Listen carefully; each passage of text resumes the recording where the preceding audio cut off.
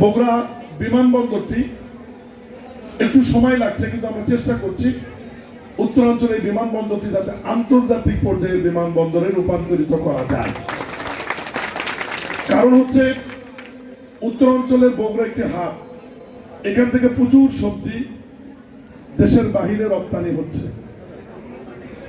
এই জন্যই আন্তর্জাতিক মানের বিমানবন্দর করার ব্যাপারে আমরা ডিও লেটার দিয়েছি, আধা সরকারি পত্র দিয়েছি মাননীয় প্রধানমন্ত্রীর নির্দেশনা অনুযায়ী, যাতে যাত্রীবাহী বিমানের পাশাপাশি এখান থেকে কার্গো বিমান ওঠানামা করে। এবং এই কার্গো বিমান ওঠানামা করার জন্য যে ভারত্ব বা ওজন নেবার মতো যে রানওয়ের দরকার এবং যে দূরত্বর প্রয়োজন, সেই অনুযায়ী ফিজিবিলিটি স্টাডি করে সেই প্রক্রিয়া অনুযায়ী আমরা এগিয়ে যাচ্ছি। দ্বিতীয় হচ্ছে সিরাজগঞ্জ থেকে বগুড়ার যে রেল লাইনের যে সংযোগ, এটি আপনারা জানেন যে এটা চালু হলে 136 কিলোমিটার উত্তর অঞ্চলের রেল যোগাযোগ কমে আসবে। ইতিমধ্যেই ভূমি অধিগ্রহণের কাজ শেষ পর্যায়ে। আমি ইতিমধ্যেই কথা বলেছি রেলমন্ত্রীর সাথে, আমরা আশা করছি আগামী জুলাই মাননীয় প্রধানমন্ত্রী বগুড়া অংশ থেকে এটার কাজের শুভ উদ্বোধন ঘোষণা করতে পারবে। আপনারা জানেন বগুড়া একটি বিশ্ববিদ্যালয়ের আইন অনেক আগে পাশ হয়েছিল। এই আইনটি একটা লিমিটেশন করা ছিল, বিজ্ঞান ও প্রযুক্তির মধ্যে সীমাবদ্ধ রাখা হয়েছিল। মাননীয় প্রধানমন্ত্রী জনাব তারেক রহমানের নির্দেশে আমার নেতৃত্বে একটা আন্তঃমন্ত্রণালয়ের কমিটি করে দেওয়া হয়েছিল এই আইনটি সংশোধন করে একটি পূর্ণাঙ্গ বিশ্ববিদ্যালয়ের রূপ দেওয়ার জন্য। ইতিমধ্যেই আমরা কয়েক দফা বসেছি এবং আইনের খসড়া একটি চূড়ান্ত করেছি।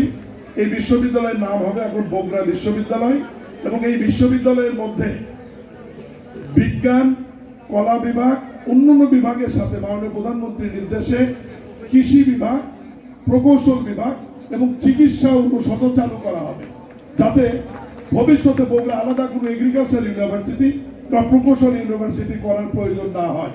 একটি ইউনিভার্সিটির মধ্যেই সবকিছু রেখে মাননীয় প্রধানমন্ত্রী নির্দেশনা দিয়েছেন। আমরা আশা করছি এটি ক্যাবিনেটে অনুমোদন হলে আগামী খুব স্বল্প সময়ের মধ্যে, এখন তো বিশ্ববিদ্যালয় স্বাভাবিক আকারে চালু আছেই, আইনটি সংসদে পাশ হওয়ার সাথে সাথে আমরা পূর্ণাঙ্গ বিশ্ববিদ্যালয় স্থান নির্বাচন করে যাতে দ্রুত বাস্তব দিকে এগিয়ে যায় এ ব্যাপারে ব্যবস্থা নেওয়া হবে।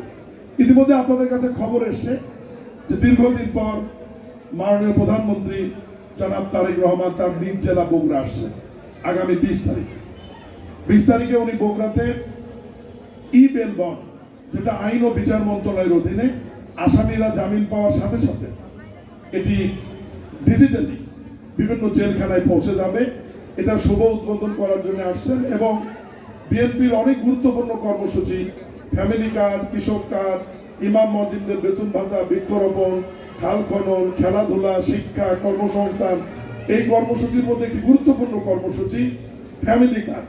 এই ফ্যামিলি কার্ড উনি তার নিজ বাড়ি বাগবাড়ি পরিদর্শনে গিয়ে ওখানে আনুষ্ঠানিকভাবে উদ্বোধন করবেন এবং নারী প্রধান এবং গৃহকর্ত্রীদের হাতে এটি উনি উঠিয়ে দেবেন। এই কারণে উনি 20 তারিখে আসছেন। আর বগুড়াবাসীর জন্য যদি একটা আকর্ষণ থাকতে পারে, ইতিমধ্যে আপনাদের সবার অবগতির জন্য জানাই, বগুড়া সিটি কর্পোরেশন ইতিমধ্যে প্রি-নিকারে আলহামদুলিল্লাহ অনুমোদন হয়েছে এবং 20 তারিখে সবকিছু ঠিক থাকলে মাননীয় প্রধানমন্ত্রী সম্ভবত নবসৃষ্ট বগুড়া সিটি কর্পোরেশনের উদ্বোধন ঘোষণা করে যেতে পারেন ইনশাআল্লাহ। সময় তো বগুড়াবাসী, আমরা চেষ্টা করছি বগুড়া যানজট নিরসনের জন্য। ইতিমধ্যেই আমরা কাজ শুরু করেছি। গতকালই বুয়েটের একটি উচ্চ পর্যায়ের প্রতিনিধি দল বগুড়া এসছে, তারা কাজ করছেন। পুরো বগুড়া শহরকে যানজট মুক্ত রেখে সাধারণ মানুষের চলাচলের যোগ্য করবার জন্য যা প্রয়োজন আমরা পদক্ষেপ নিয়েছি। দ্রুত এ ব্যাপারে পদক্ষেপ নেওয়া হবে এবং ব্যবস্থা গ্রহণ করা হবে। আপনারা একটা জিনিস খেয়াল রাখবেন, আমাদের বগুড়ার সন্তান মাননীয় প্রধানমন্ত্রী জনাব তারেক রহমান শত ব্যস্ততার মধ্যেও বগুড়ার ব্যাপারে ওনার সুনির্দিষ্ট নজর রয়েছে এবং দফায় দফায় বিভিন্ন ব্যাপারে গুরুত্বপূর্ণ নির্দেশনা আমাদেরকে উনি দিয়ে যাচ্ছেন। আমরা সেইভাবেই কাজ করছি।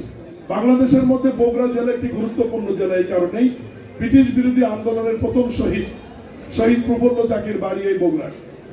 আপনারা জানেন পাকিস্তান আমলের প্রধানমন্ত্রী মোহাম্মদ আলীর বাড়ি এই বগুড়া। সবচাইতে গুরুত্বপূর্ণ বিষয় হচ্ছে মহান স্বাধীনতার ঘোষক শহীদ রাষ্ট্রপতি জিয়াউর রহমানের জন্মস্থানে বগুড়া হওয়ার কারণে দেশে এবং বিদেশে বগুড়ার গুরুত্ব একটু আলাদা। ইতিমধ্যে আপনারা দেখেছেন যে পার্লামেন্টে আমার বক্তৃতায় সমস্ত মন্ত্রণালয়ের মাননীয় মন্ত্রীদেরকে আমি অনুরোধ করেছি যে মাননীয় প্রধানমন্ত্রী জেলা বগুড়া হওয়ার কারণে যে মন্ত্রণালয়ে যে জিনিসটি গুরুত্বভাবে করার প্রয়োজন তারা যেন অতি দ্রুত বগুড়া এটা বাস্তবায়ন করে, এবং এ ব্যাপারে আমি ব্যক্তিগতভাবে মনিটরিং করছি এবং জেলা প্রশাসনকে নির্দেশনা দেওয়া আছে যে মন্ত্রণালয়ে যেটা প্রয়োজন আমাকে তারা চাহিদা পাঠালে আমি সাথে সাথে আধা সরকারি পত্র ওই মন্ত্রণালয়ে প্রেরণ করে যোগাযোগ রক্ষা করছি যাতে দ্রুত এই জিনিসগুলো বাস্তবায়ন হয়।